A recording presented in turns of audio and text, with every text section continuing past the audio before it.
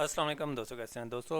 Operating system की एक नई वीडियो में मैं आप सब लोगों को खुशामदीद करता हूं। तो दोस्तों, आज की वीडियो में हम ऑपरेटिंग सिस्टम के एक नए कंसेप्ट यानी टाइम शेयरिंग या मल्टी टास्किंग सिस्टम पर बात करेंगे। ठीक है, तो दोस्तों बगैर कोई टाइम जाएगी आज की वीडियो स्टार्ट करते हैं। दोस्तों, लास्ट वीडियो में हमने मल्टी प्रोग्रामिंग या सिस्टम या मल्टी प्रोग्रामिंग बैच सिस्टम के पर बात की थी, जिसके अंदर हमने देखा था कि अम, उसके अंदर हम इस तरह करते थे कि बहुत सारे जॉब्स का एक बैच दे देते थे उनको, वो मल्टी प्रोग्रामिंग सिस्टम अपने तौर पर मैनेज करता था, लेकिन उसके यानी उनको उनको वन बाय वन जॉब्स को एग्जीक्यूट करता था। और उसके अंदर हम लोगों ने देखा था कि वो जॉब्स तो बड़े अच्छे तरीके से इंटरेक्ट करता है, लेकिन उसके अंदर यूज़र को इंटरेक्शन का कोई चांस नहीं होता था। यूज़र ने अगर कोई इंटरेक्शन देनी होती थी तो वो नहीं कर सकता था। तो उसके लिए हल के लिए बाद में सिस्टम आए हैं जो कि टाइम शेयरिंग या मल्टीटास्किंग सिस्टम थे। ठीक है।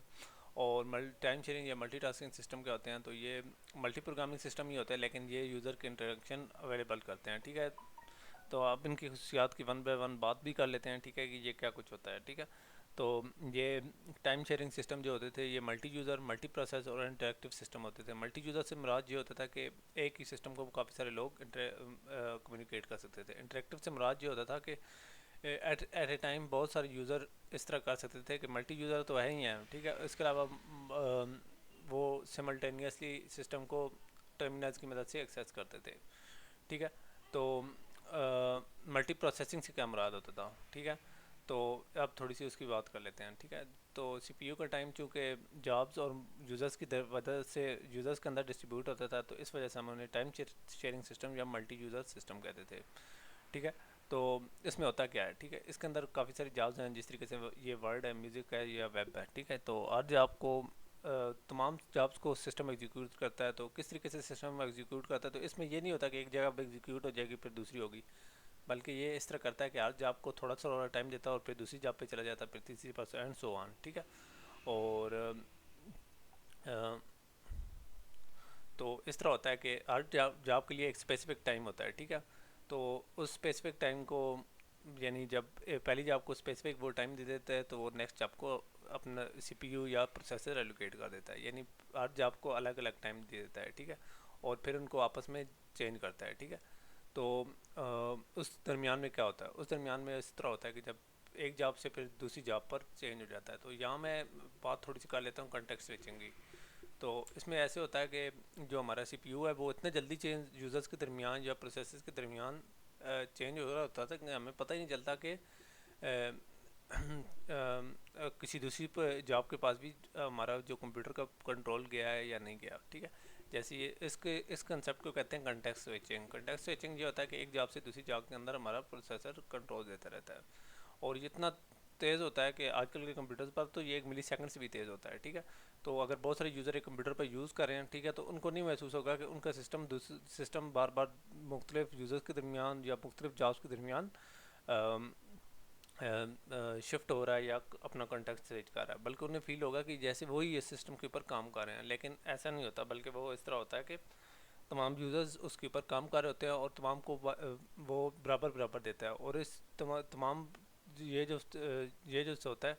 ठीक है, और इसके साथ साथ जो इसका कि मैंने बात की थी कि इंटरेक्टिव सिस्टम होते हैं, तो ये यूज़र्स को इंटरेक्शन की भी अलाउ करते हैं कि वो इंटरेक्शन करें, उनको उसके हिसाब से वो काम करते रहते हैं। ठीक है, तो इसके चूँकि मल्टीटास्किंग और टाइम शेयरिंग सिस्टम होते हैं। ठीक है, तो इसके लिए हमें सीपीयू स्केजुलिंग या मल्टी प्रोग्रामिंग चाहिए होती है। ठीक है, ताकि हम हर यूज़र को तमाम सीपीयू का थोड़े सीपीयू के टाइम का छोटा छोटा पोर्शन मिलता रहे। ठीक है, तो अम, तो इसमें होता क्या है, इसमें ये होता है कि हमारा जो कंप्यूटर होता है कि एक यूज़र के टास्क पर एक टाइम के छोटे से फ्रैक्शन के लिए काम करता है, फिर वो नेक्स्ट टास्क पे चला जाता है। ठीक है, और इस सारे कंसेप्ट को और ये सारा कैसे पॉसिबल है, ये होता है टाइम स्लाइसिंग की मदद से। यानी टाइम को स्लाइस कर लिया जाता है, हर जॉब को छोटा छोटा एक स्लाइस, जिस तरीके से आप पिज़्ज़ा की स्लाइस देखते हैं, तो इस तरीके से ये स्लाइस होते हैं। ठीक है, हर जॉब को छोटा छोटा स्लाइस मिल जाता है। ठीक है, तो ये सारा किस तरीके से होता है, तो ये सारा होता है राउंड रॉबिन फैशन में। ठीक है, तो ये इस तरह होता है कि एक जॉब थोड़ा सा स्लाइस, एक जॉब को फिर दूसरी जॉब का स्लाइस, फिर तीसरी जॉब का स्लाइस। ठीक है, तो ये इस तरीके से चलता है। ठीक है, तो और जब हमारी जॉब फिनिश हो जाती है, तो वो वाली स्लाइस फिनिश हो जाती है, तो अब हम ये स्लाइस किसी और जॉब को भी दे सकते हैं। ठीक है, या उन जॉब्स के टाइम को हम आपस में एडजस्ट कर लेते हैं। ठीक है, तो ये इंशाल्लाह जब हम राउंड रॉबिन फैशन की जो बात है, ये जब हम इंशाल्लाह बात करेंगे स्केजुलिंग टेक्निक्स पर, तो इसके अंदर आप लोगों को ज़्यादा क्लियरली समझ आएगी। इसमें जो अभी तक समझने की चीज़ ये है कि हमारे जो कंप्यूटर का टाइम होता है, ठीक है, वो तमाम जॉब्स के दरमियान डिवाइड, या यूज़र्स की जॉब्स के दरमियान डिवाइड होता है, और यूज़र्स को इस तरह लगता है कि सिस्टम हमारा हो रहा होता है, और ये टाइम इतना छोटा सा स्लाइस होती है कि मिली सेकंड्स में होती है, इसलिए यूज़र्स को नहीं पता चलता कि हमारे सिस्टम को कभी कंट्रोल किसी दूसरे सिस्टम को मिला था कि नहीं, ठीक है। और और इस सारे अमल को, ये जो कंप्यूटर के टास्क स्विचिंग का अमल है, इसको हम कॉन्टेक्स्ट स्विचिंग कहते हैं, ठीक है। और मिली सेकंड्स, आज के कंप्यूटर सिस्टम तो मिली सेकंड से भी बहुत नैनो सेकंड पर भी चले गए हैं, ठीक है। तो यहाँ मैं आप लोगों को बताता चलूँ कि यहाँ CPU एलोकेशन या का एक और चीज़ मैं आप लोगों को बताता चलूँ कि CPU तभी एलोकेट होगा कि अगर जॉब हमारी मेमोरी में है, ठीक है। तो मेमोरी के बारे में हम इंशाल्लाह जब डिसएडवांटेजेस पर बात करेंगे कि इसमें मेमोरी कैसे होती है, अलग वो एडवांटेजेस ही हैं, लेकिन इस पर बात करेंगे, ठीक है। तो इन सिस्टम की मिसाल मल्टिक्स है, यूनिक्स वगैरह हैं, यानी हमारे बहुत सारे सिस्टम हैं, ठीक है, जिनके अंदर ये हमारे टाइम शेयरिंग या मल्टीटास्किंग सिस्टम बाकियों में भी चल रहा है, लेकिन ये बेहतरीन एग्जांपल्स हैं।